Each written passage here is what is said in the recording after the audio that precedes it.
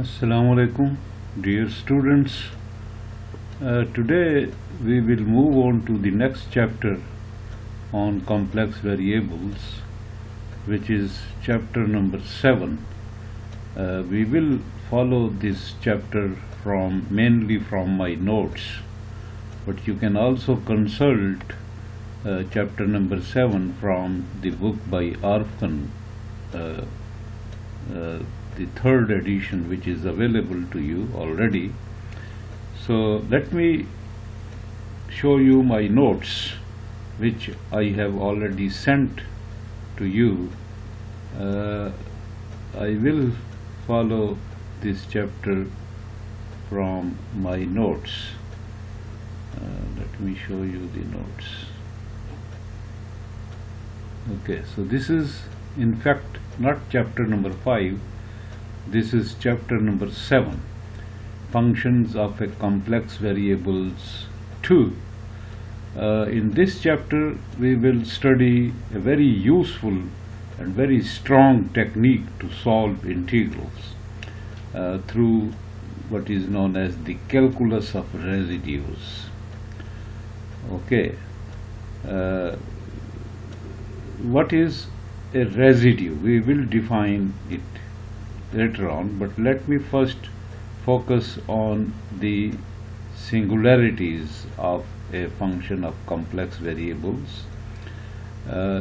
We defined the point z0 as an isolated singular point of the function f of z if f of z is not analytic at z is equal to z0 but is analytic at the neighboring points. So this is the definition of a singularity.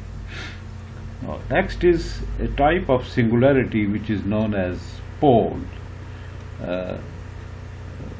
Pole in the Laurent expansion of a function about the point z0, as we have read this in the previous chapter, is given by this expression: f of z is equal to sigma n from minus infinity to plus infinity a n into z minus z0 power n. If a n is 0, we are going to define the pole now. If a n is 0 for n less than minus m less than 0 and a minus m is not equal to 0, we say that z0 is a pole of order m.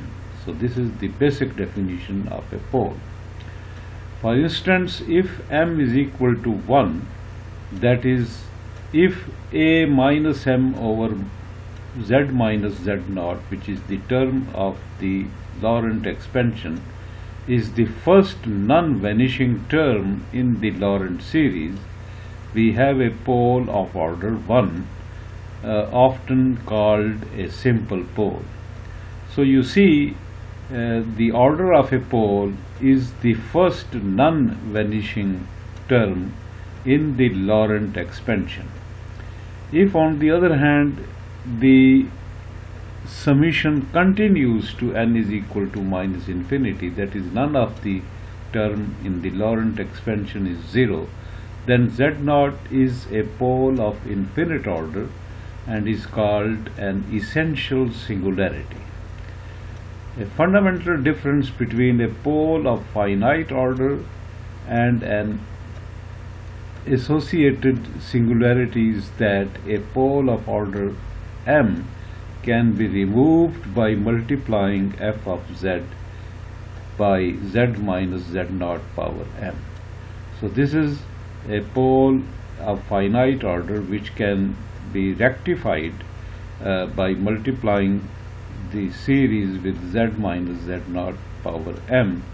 This obviously cannot be done for an essential singularity. The behavior of f of z as z tends to infinity is defined in terms of the behavior of f of 1 over t as t tends to 0. So if we have to see the behavior of the function as z tends to 0, z tends to infinity, so what we do, we replace z with 1 over t. So when z tends to infinity, it will mean that t tends to 0. So consider this function sin z. Here is the series of the function sin z. As z tends to infinity, we replace z by 1 over t to obtain sin 1 over t equal to the right hand side written here. Clearly sin z has an essential singularity at infinity. So that's the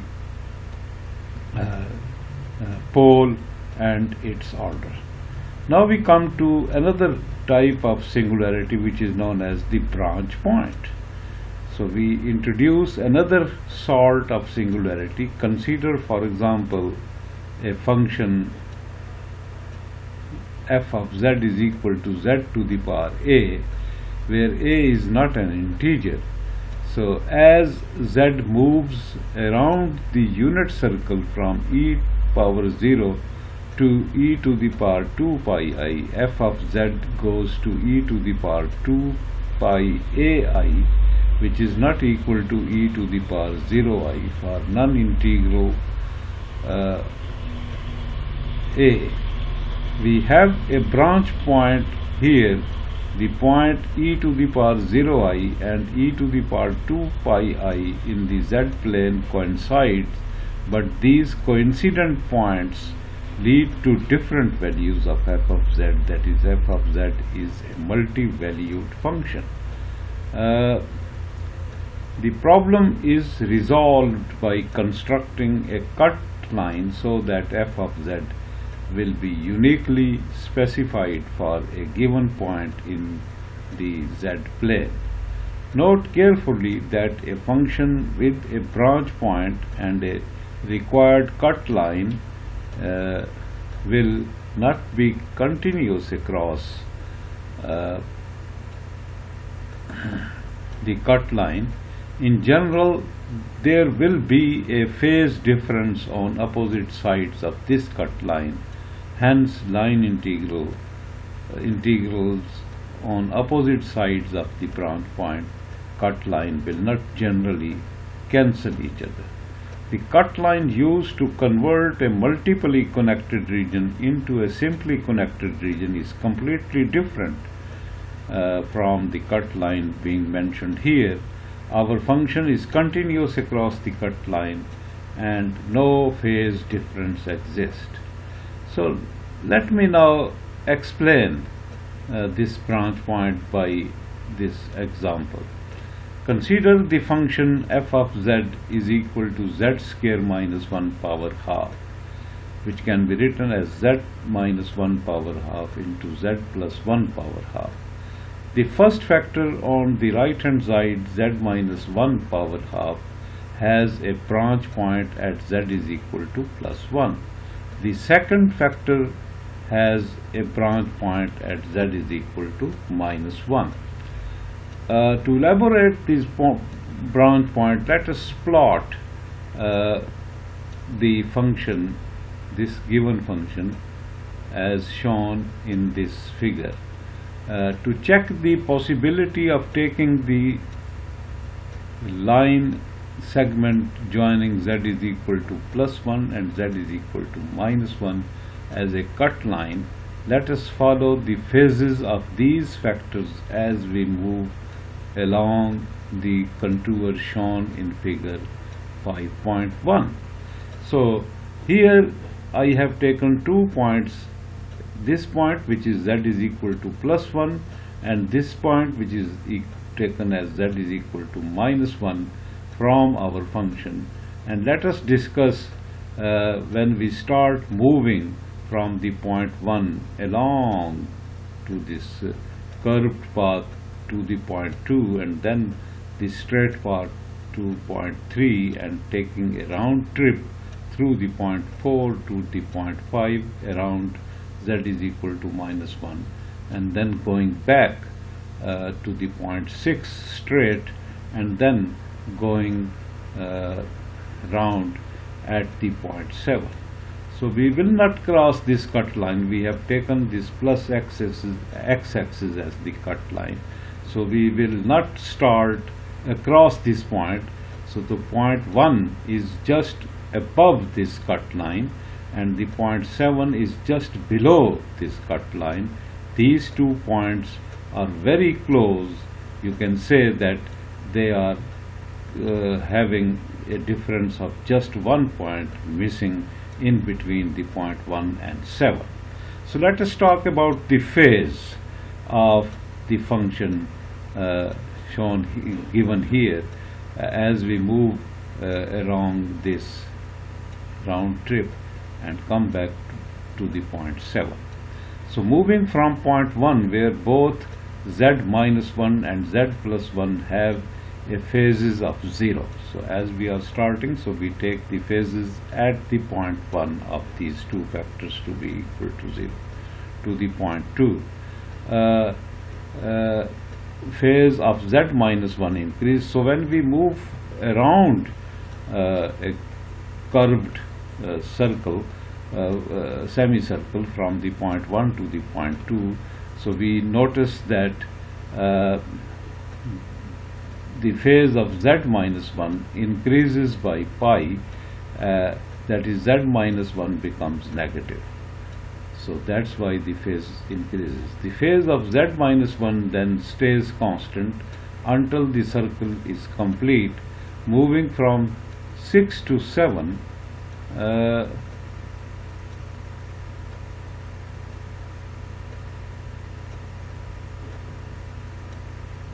So here is the table. At the point 1, this factor has the phase 0 starting point, this factor has the phase 0 starting point, and the total phase of our function, which is this one, is also 0.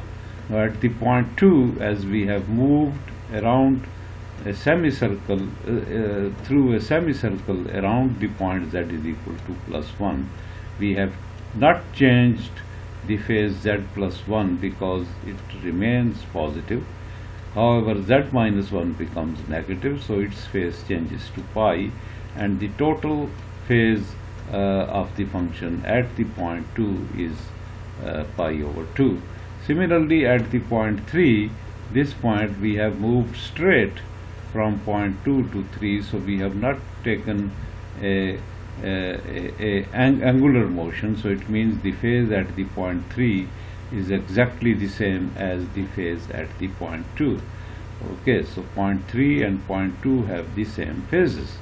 Now we are moving from point 3 to the point 4, taking a semicircle tour around the point z is equal to minus 1.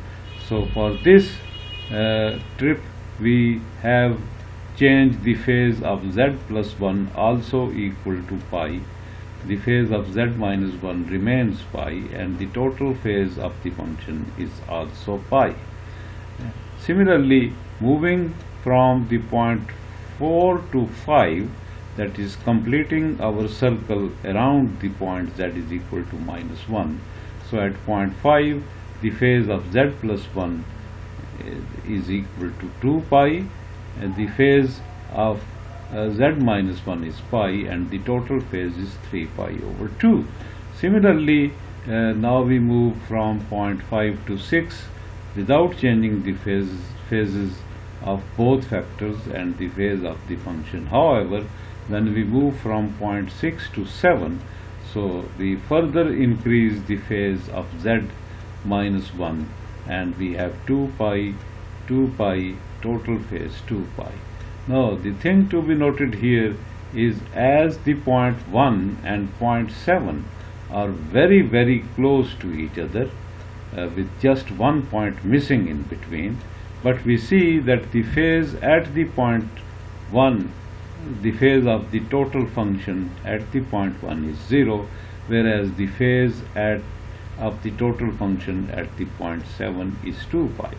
So we notice that the phase of our function at the point 1 and at the point 7 are different.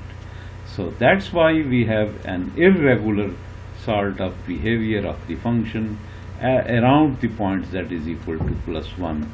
That's why we call z is equal to plus 1 to be the branch point of the function. Similarly, we have the point z is equal to minus 1 as the branch point of the function. Now, what is the difference between the pole, which is a type of singularity, and the branch point, which is also a type of singularity? The difference is that a pole is related with the odd behavior of the magnitude of the function, whereas the branch point is associated with the irregularity of the function with reference to the phase. So that was about the branch point. The phase, okay. Now let me move on.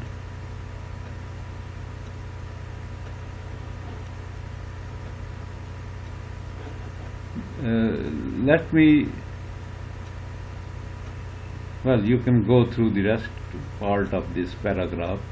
Now let me come to the calculus of residues and define what is a residue.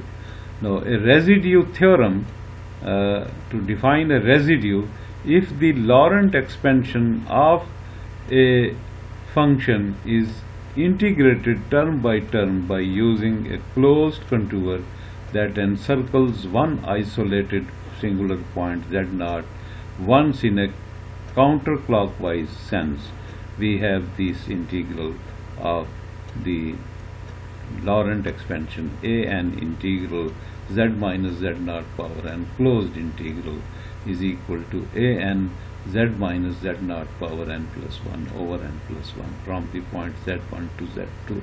So we have used the Laurent expansion of this function given by, so we have integrated, in fact we have integrated this equation, and this is the integration. Let me go back. So this is the integration. Okay, now this, because the starting point and the end point is z1, as we have done the closed contour integration, so we notice that the right hand side is 0, but this is valid only if n is not equal to minus 1, because if n is equal to minus 1, then this term becomes sort of odd term. So this equation, that is this integral, is 0 only if excluding the point n is equal to minus 1. Now what about the situation if n is equal to minus 1? Then we can write this equation as a minus 1 integral z minus z0 power minus 1 dz a minus 1, and now I have written the value of z minus z0 as I and dz as I r e to the power I theta d theta over r e to the power I theta. So we see that summarizing the above two equations, we have 1 over 2 pi I integral f of z is equal to dz is equal to a minus 1.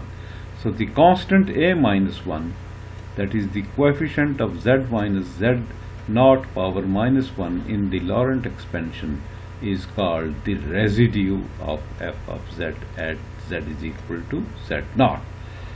So here we have defined what is meant by a residue.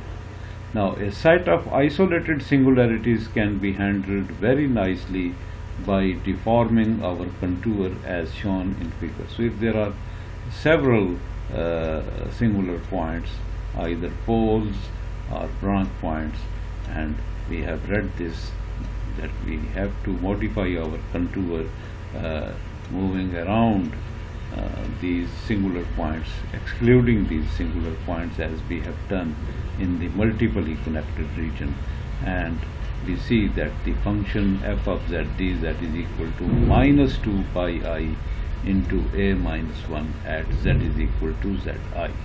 So this leads to a very useful theorem, which is known as the residue theorem, which states that the integral of a function f of z dz, the contour integral of a function, is equal to 2 pi I into the sum of residues.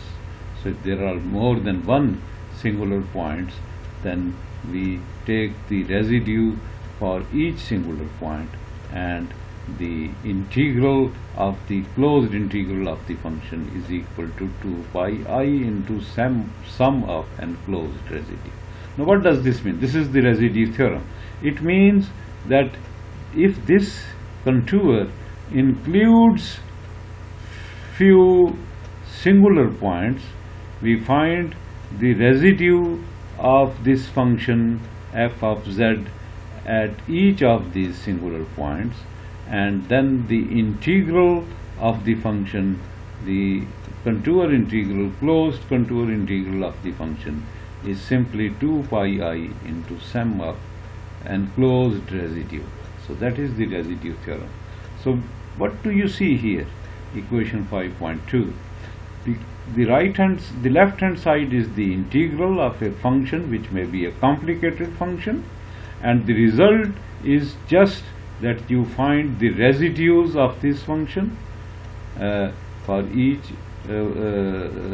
singular point, and you sum up these residues and multiply this with 2 pi I, you get the value of the integral. Very simple and very useful and very strong formula to find the residues.